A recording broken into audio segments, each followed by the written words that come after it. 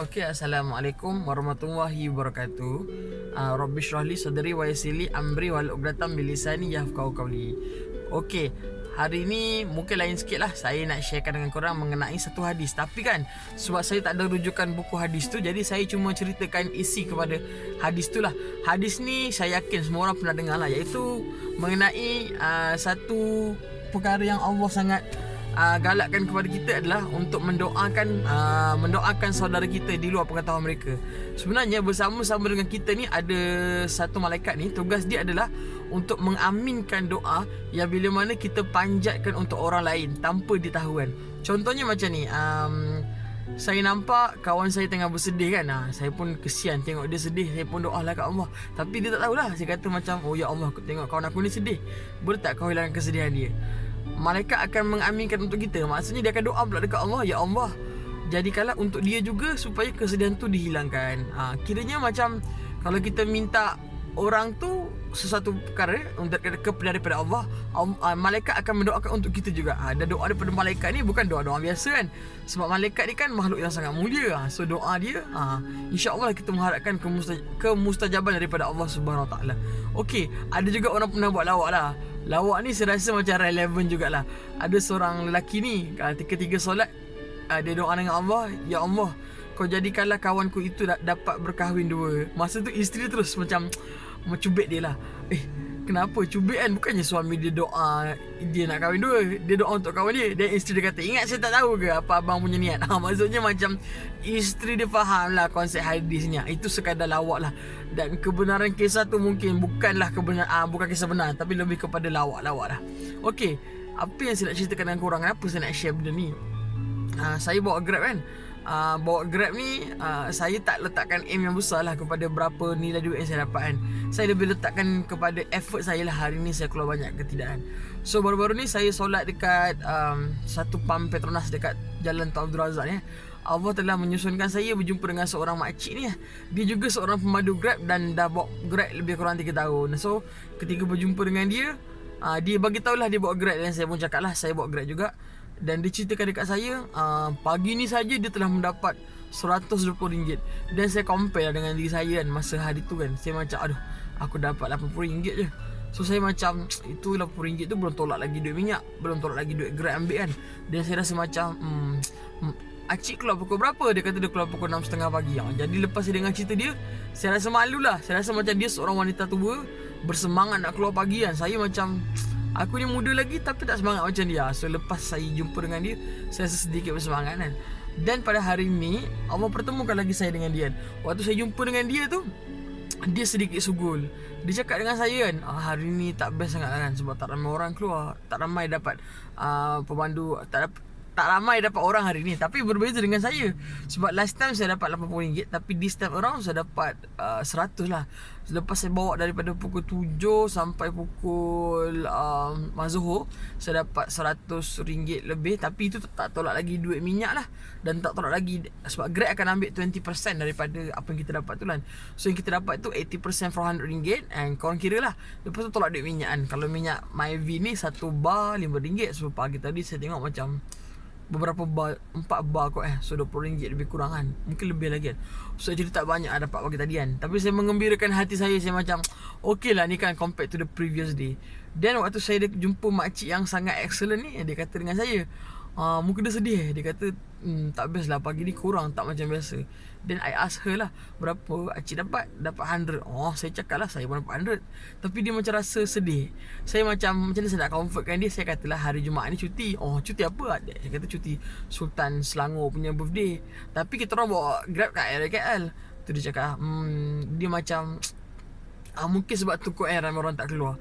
Padahal saya rasa teori tu tak betul pun. Sebabnya KL tu berlambak je lagi orang kan. In fact saya dapat hari ni lebih banyak daripada biasa kan. Mungkin sebab makcik ni kata dengan saya, sebelum ni kalau by Zoho dia akan dapat 150. Banyak kan.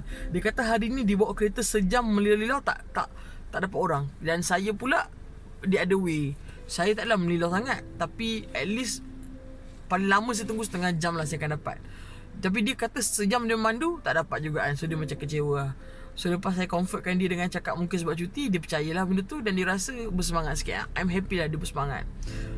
Lepas tu saya pun solatlah Zuhur. Lepas solat Zuhur saya rasa macam okay, macam kesian pula dekat acik tu kan. Jadi saya pun macam doa lah kat dia. Saya kata ya Allah, kau murahkanlah rezeki makcik tu ya Allah kan. Kesian pula dekat dia kan. Lepas tu saya macam okay, apa-apa je lah kan. Bukanlah apa-apa je lah. Saya macam dah doa. Saya macam tak ada letak macam satu fokus yang besar. Bila lah doa dia nak makbul kan. Jadi saya pun doakan je lah dia kan.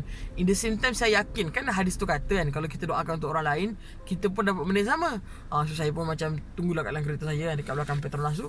Saya pun buatlah saya baca Quran dulu lah. Saya baca Quran, baca daripada one page ke one page. Saya rasa macam alah penat lah nak sambung page tu. Saya macam tak boleh Izzati kena mujahadah. Saya pun push diri saya. Tiba-tiba je ada request daripada satu kawasan ni, daripada kawasan bernama.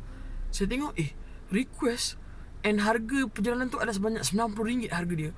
Saya macam biar betul lah RM90 kan. Dan tempat tu adalah Kuala Selangor. Saya macam betul kan. Saya punya terkejut tu. Saya macam ke saya ni kena scammer kan. Betapa lama saya tengok tu sampai customer tu pergi text saya, kenapa you punya kereta tak gerak-gerak. Dia cakap macam tu lah. Saya macam kan kereta saya tak gerak-gerak. Sebab bila kita bawa Grab kan, orang customer tengok tau kereta kita tu gerak ke tak gerak kan. Saya tak gerak tu buat saya memang terlalu terkejut. Betul ke RM90 kan. Saya terkejut plus happy kan. Jadi saya macam cepat-cepat lah betulkan direction kereta dan terus pergi ke tempat orang tu.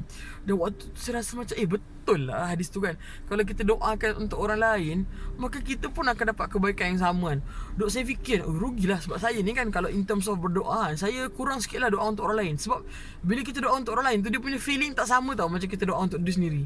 Kalau kita doa untuk diri sendiri, kita rasalah apa yang kita nak kan. Tapi kalau doa orang lain, rasa macam feeling dia kurang. Jadi saya kurang berdoa untuk orang lain. Sebab saya tak suka doa benda-benda tak feeling kan. Saya lebih suka berdoa benda yang bila saya doa, saya terasa dengan hati saya lah. Tapi hari ni insiden yang berlaku tu buat saya fikir one thing lah kan. Betapa Allah ni sebenarnya nak encourage kita untuk banyak fikir pasal orang lain kan. Even kalau kita tengok tujuan Allah hidupkan kita dekat atas muka bumi ni, tujuan kita diciptakan untuk menjadi abid, iaitu tunduk kepada Allah, dan juga untuk menjadi khalifah. Wa idh dalam surah kedua ayat 30 kan, Allah kata Allah ciptakan kita untuk menjadi khalifah. So khalifah ni maksud dia yang sebenar tu adalah bila mana kita tunduk kepada Allah dan kita nak ajak orang lain tunduk kepada Allah juga kan. So kita bukanlah Muslim sebenar kalau kita ni tunduk kepada Allah, ikut cakap Allah, tapi kita biarkan orang sekeliling kita tak ikut cakap Allah. Dia macam tak valid lah. Dia macam tak fair. Macam you baik tapi you biarkan orang lain tak baik. Macam jahatnya you kan. Sebab you sanggup tinggalkan. You macam ni lah, you bangun solat subuh, lepas tu you tak kejut orang bilik sebelah subuh. You punya dah lepas habis solat subuh tu, you berwirid bagai kan. You doa, you baca Quran, tapi you biarkan orang kat sebelah bilik tu terbakar. Tak ada terbakar tu macam api kan, tapi analogi lah macam ni lah. Rumah itu bakar, you biar you selamatkan diri sendiri. Patutnya tolonglah jika tu selamat kan. So nak katanya memang Allah ciptakan kita ni, we are not here just for ourselves. Sebab dekat dalam dunia sekarang ni, manusia memang sangat pentingkan diri kan. Kalau kita kerja kan, kalau kita kerja, kita tengok orang backstabbing kan, ataupun kenakan orang fikir pasal diri sendiri kan. Benda tu biasa dalam culture kita, apatah lagi dalam culture orang Islam. Sedih kan, orang Islam patutnya memanifestkan Islam tu sendiri, tapi orang Islam pada hari ni tak lah kan. Berlakunya pecah amanah dan sekian-sekian lah. Tikam kawan di belakang tu berlaku dalam orang Islam sendiri. Dia adalah benda yang sangat menyedihkan. Sedangkan dalam Islam mengajarkan kita, kalau you tolong orang lain, you percaya tak, you akan dapat blessing. Blessing ni barakah. Barakah ni you tak nampak dalam bentuk wang. Tak adalah kalau macam contoh you bagi duit dekat orang miskin, you nampak ada orang miskin lalu kan, you bagi RM10. Nak bagi RM10 duit merah, macam besar sangat kan nak bagi RM10 duit merah. Tapi kan, the blessing tu mungkin lepas you bagi RM10 tu, apa jadi? Tiba-tiba hati you happy. Ni yang saya perhatikan. Saya perhatikan kalau saya sedekah dekat orang, saya takkan dapat. Saya macam, saya expect kalau saya bagi RM50, saya harap 50 tu dekat 10. Saya pun ternanti. Manalah katanya kalau kita bagi sedekah ni, duit kita berganda. Saya perhatikan kalau saya bagi duit kat orang, saya tak dapat balik lah 50 tu. Saya tak dapat 500 balik lah. Kalau saya bagi RM5, tak dapat lah balik sebenarnya RM50. Tapi yang saya perhatikan lah, ini kalau saya punya observation ni, tak ada hadis ini lebih kepada personal experience. Bila saya kasih orang duit sedekah kat orang miskin kan, perasaannya bila saya bagi dia orang duit, saya perasankan hari tu saya akan jadi kenyang. Kenyang tu macam tak rasa lapar lah kan. Saya rasa macam perut saya ni full je. Rasa macam tak ada rasa nak cari makanan kan. Dan saya fikir macam dia bukan sekali dua berlaku lah, tapi dia jadi macam banyak, dia jadi banyak-banyak kali lah. Bila saya macam bagi duit ke orang, saya akan rasa macam cepat kenyang.